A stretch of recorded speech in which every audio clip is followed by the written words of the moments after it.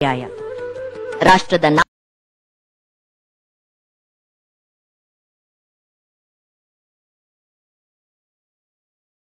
ನಾನಾ ಭಾಗಗಳಿಂದ ಭಕ್ತ ಜನರನ್ನು ಆಕರ್ಷಿಸುತ್ತಿರುವ ಒಂದು ರಾಷ್ಟ್ರೀಯ ಧಾರ್ಮಿಕ ಸಾಂಸ್ಕೃತಿಕ ಮಹೋತ್ಸವ ಉಡುಪಿಯ ಪರ್ಯಾಯ ಮಹೋತ್ಸವ.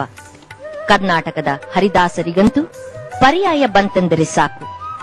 ಗತಿ ಮತಿ ಗಮನ ಎಲ್ಲ ಉಡುಪಿಯತ್ತಲೇ, ಉಡುಪಿಯ ಕೃಷ್ಣನತ್ತಲೇ. ಶ್ರೀ ಶ್ರೀ ಶ್ರೀ ಲಕ್ಷ್ಮೀವರ ತೀರ್ಥರು ವಿಶಿಷ್ಟವಾದ ರೀತಿಯಲ್ಲಿ, ಅತ್ಯಂತ ಸುಂದರವಾದ ರೀತಿಯಲ್ಲಿ 300 ಅಲಂಕಾರಗಳನ್ನು ಮಾಡಿ ಸೇವೆಯನ್ನು ಶ್ರೀಕೃಷ್ಣನಿಗೆ ಸಮರ್ಪಿಸಿದ್ದಾರೆ.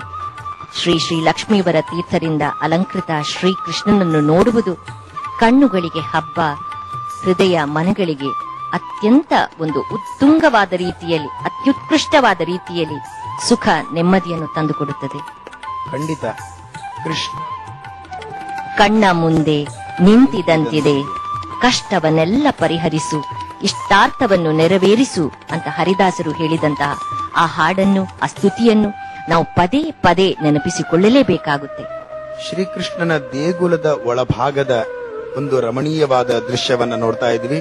ಈ ಗರ್ಭಗುಡಿಯಲ್ಲಿ ಇಂದಿಗೂ ಕೂಡ ವಿದ್ಯುತ್ ದೀಪಗಳನ್ನ ಅಳವಡಿಸಿಲ್ಲ. ಅತ್ಯಂತ ಪ್ರಾಚೀನದ ಕ್ರಮದಲ್ಲಿ ಗರ್ಭಗುಡಿಯಲ್ಲಿ ಘೃತ ದೀಪಗಳಿಂದ ಆ ಭಗವಂತನ ಸೊಬಗನ್ನ ನಾವು ನೋಡ್ತಾ ಇದ್ದೀವಿ. ಸುತ್ತಲೂ ಕೂಡ ಎಷ್ಟು ಭವ್ಯವಾದಂತಹ ಒಂದು ದೀಪದ ವೈಭವನ್ನ ನೋಡ್ತಾ ಇದ್ವಿ. ಇದು ಅಭಿಷೇಕದ ಸಮಯದಲ್ಲಿ ಇದ್ದಂತಹ ಕೃಷ್ಣನ ಮೂಲ ವಿಗ್ರಹ. ಎಷ್ಟು ಸುಂದರವಾದಂತಹ ಆ ಕೃಷ್ಣನ ವಿಗ್ರಹವನ್ನ ನೋಡ್ತಾ ಇದ್ದೀವಿ. ಪರಮ ಪೂಜ್ಯ ಅದಮಾರ ಮಠದ ವಿಶ್ವಪ್ರಿಯ ತೀರ್ಥ ಶ್ರೀಪಾದರು ಶ್ರೀಕೃಷ್ಣನ ಅಭಿಷೇಕಕ್ಕಾಗಿ ಅವರು ಸಿದ್ಧರಾಗಿದ್ದಾರೆ. ಅಭಿಷೇಕ ಮಾಡಿಸಿಕೊಳ್ಳಲಿಕ್ಕೆ ಕೃಷ್ಣನೂ ಕೂಡ ಸಿದ್ಧನಾಗಿದ್ದಾನೆ. ಯಾವ ಆಭರಣಗಳೂ ಇಲ್ಲದ ಸುಂದರವಾದ ಮೂಲ ವಿಗ್ರಹವನ್ನ ನಾವು ನೋಡ್ತಾ ಇದ್ದೀವಿ.